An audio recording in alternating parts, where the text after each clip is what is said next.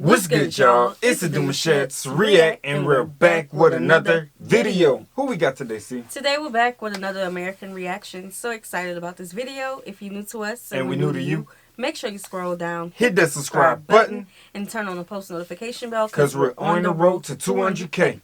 And we cannot get there without you guys, alright? Join the family. Without further ado, let's get into the video. Let's get it. Put some juice in that. In this video, we're going to talk about the weirdest things I found in Australia that I had never seen before. Let's get started. The first thing is separate toilets and no bidets.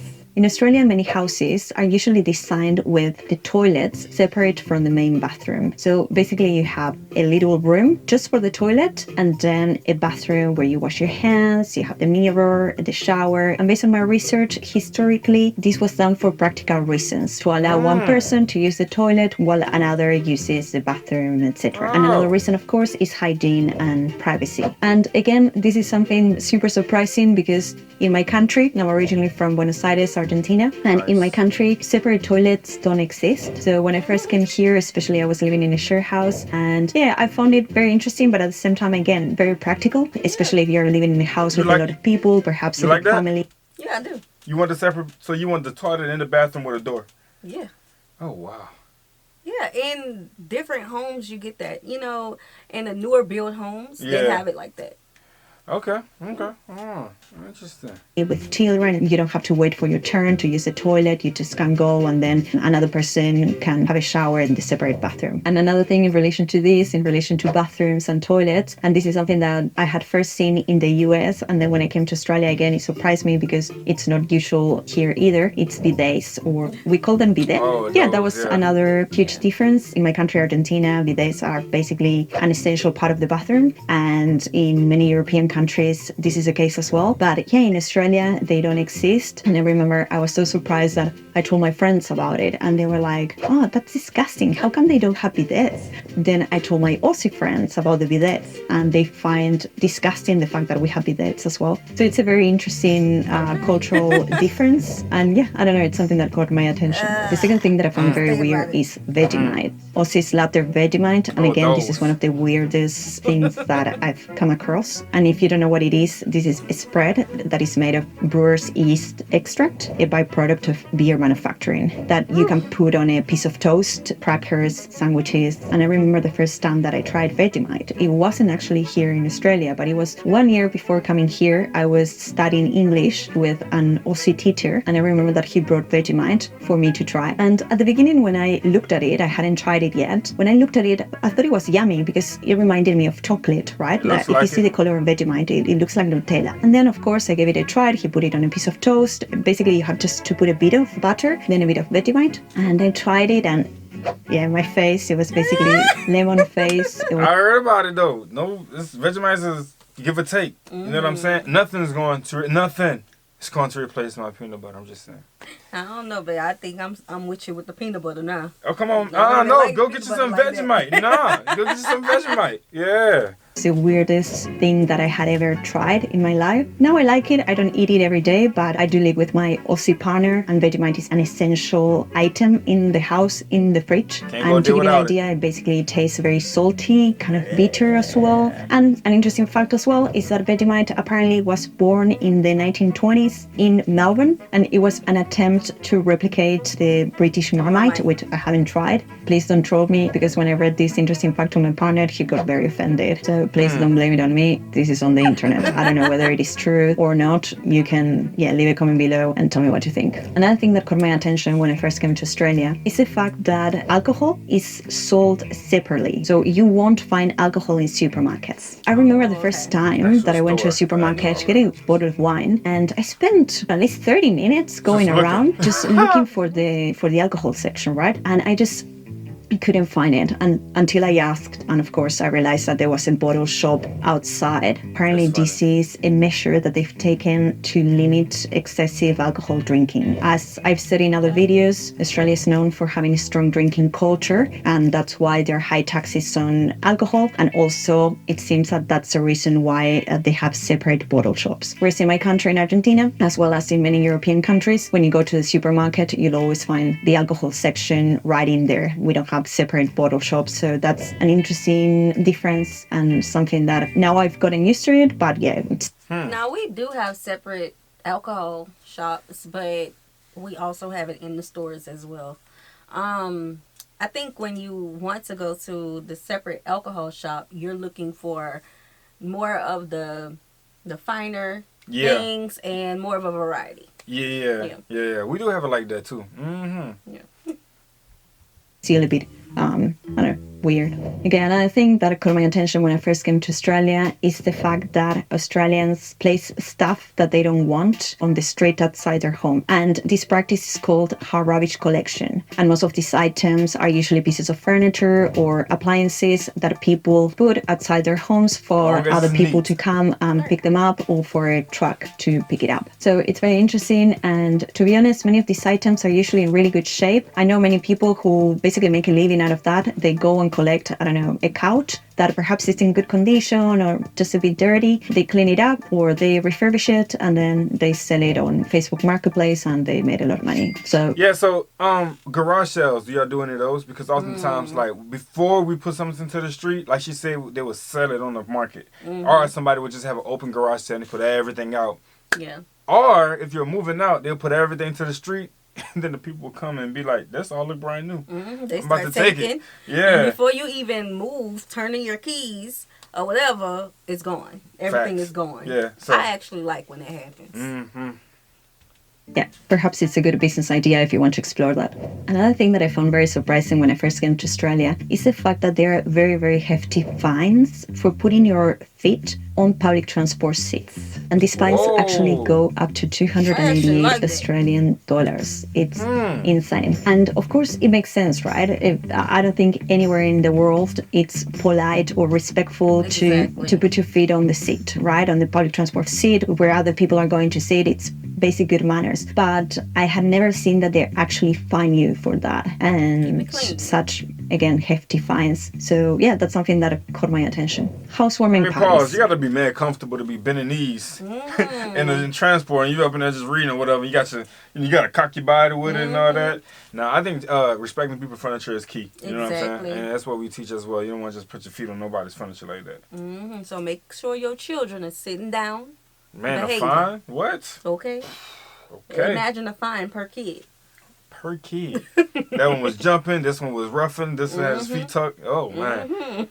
Now, I remember the first time that I was invited to a gathering here in Australia, and that was actually a housewarming party. And I remember when I got that invitation, I was a bit confused because I was like, what is a housewarming party? I had to Google it, right? And I'm sure that housewarming parties are very normal in many countries, but at least not in mine. So again, for me, this was weird. And if you don't know what a housewarming party is, let me explain very quickly. This is basically a tradition where you invite your friends to come see your new home. Basically, when you move to a new house, you have a gathering with drinks, finger food, etc., and you show your friends your new place. That's basically it. I feel that it's an excuse to just have a gathering and drink with your mates, and that's perfectly fine. I actually love housewarming parties, so much so that in my previous place, back in 2019, before the pandemic, I hosted a onesie housewarming party. We were 35 adults, all wearing onesies and having snacks, chatting, playing games. It was super fun, and since then I love housewarming parties. So it was a pleasant surprise.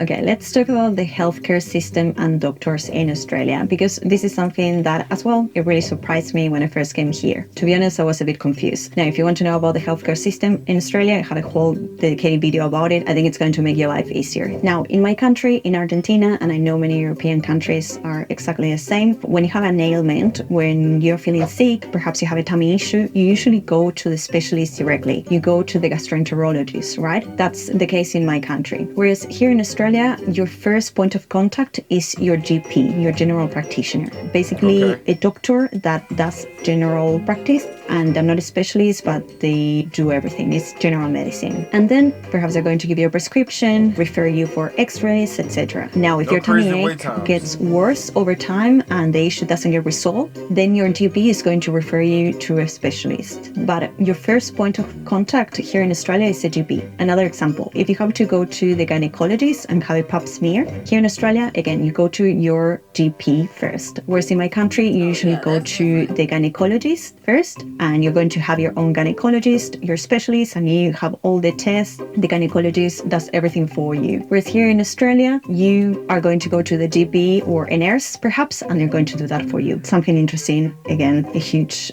difference. Again, another thing that really surprised me when I first came to Australia was Australian football or footy or Aussie rules, or it has so many names, AFL. Anyway, I remember the first time I was here, I got my apartment, I turned the TV on and there was a footy match going on. For me, it was a big surprise. And to be honest, at the time I hadn't even heard about footy. Yeah, it was a mix of rugby and soccer, but I wasn't really sure what was going on. It's basically neither. It's just a unique sport, very unique again to Australia, and Aussies love it, especially here in Melbourne. Most of my Australian colleagues as well, they're super fans of Collingwood, Richmond, Essendon. It's very interesting. I've been to 2 footy matches. What I really liked is the family environment. It's very family oriented. Nice. Rivals can sit next to each other. There's no aggression. Well, at least in my opinion, when I compare it to the Argentinian team or when you compare it to England, they're much more, it's another kind of passion if you want. But here in Australia, it's more family oriented, and that's something that, I really appreciate and I do like. Another thing that surprised me about Australia is the fact that it's compulsory for school kids to always wear some protective hats outside. Of course, the reason for this is that Australia has some of the highest UV levels in the world. So it's a measure, again, that for me was surprising, because when I was in school, I didn't have to wear a hat. It wasn't compulsory. But at the same time, it makes complete sense. So it's actually really, really good. And another thing in relation to the Australian school dress code, if you want, is the fact that school kids have to carry very big bags. So you see the little 7-year-old carrying a bag that is almost bigger than them. And I don't know, it's weird. In my uneducated opinion, and I'm not a health professional, I'm not a chiropractor, so I'm not sure. But in my opinion, carrying a lot of weight at that age probably poses some kind of risk for the kid's posture. I'm not sure. You can leave a comment if you know more about this. Growing up in my... I could leave a comment on... I went in, first day of school, they definitely rocking with a big book bag. You know what I'm saying? They got all the supplies in there, things right and whatnot. But after that, they kind of digest and they have a little small backpack in. Yeah, it's only a binder or a tablet. It's not or books. A folder. Just something simple, little papers. Yeah, maybe like reading books, but not school books. So they have books like that all year long. That's what she's saying. Just put that in the comments, because I would like to know. That's the whole time. Like that is different. I don't know. I have to bring all subjects home every single day. Child going through a whole lot, bro. In case all kids have the wheelie bags, we basically use that. So that was another thing that I found weird, surprising. I don't know if it's good or bad, but it's interesting, I guess. Okay, another thing that I think it's weird, surprising, is the unique wildlife here in Australia. Of course, before coming here, you always hear about the kangaroos and the koalas, and these are very unique animals indeed. I don't think there are animals like these marsupials anywhere else in the world. But something that not many people know, and I include myself when I first came here, is that there are many more unique animals beyond the kangaroo and the koala. There are wallabies, quokkas, wombats. So every time I go hiking and every time I come across one of these animals, I find it very fascinating. It kind of tells you about the unique geography and diversity in Australia. I know that the quokkas are unique, for example, to Western Australia. So it's very interesting. And to be honest, even when I see a kangaroo or a wallaby, I still get very excited. Even again, after so many years of living here, it's fascinating and it's very, very unique. Another thing that... So would it be safe to just keep a snack in your pocket? I don't think so. So whenever they're approaching you and you want to get away, you just throw it. Like, here, take what I got. Just like, let's trade, my time for this good stuff. I just want to get away. Give me some distance. I don't know. Kangaroos look like they always want to fight. Like they'll take it and beat you up. For real. And be like, what's some more? What's some more? The bully.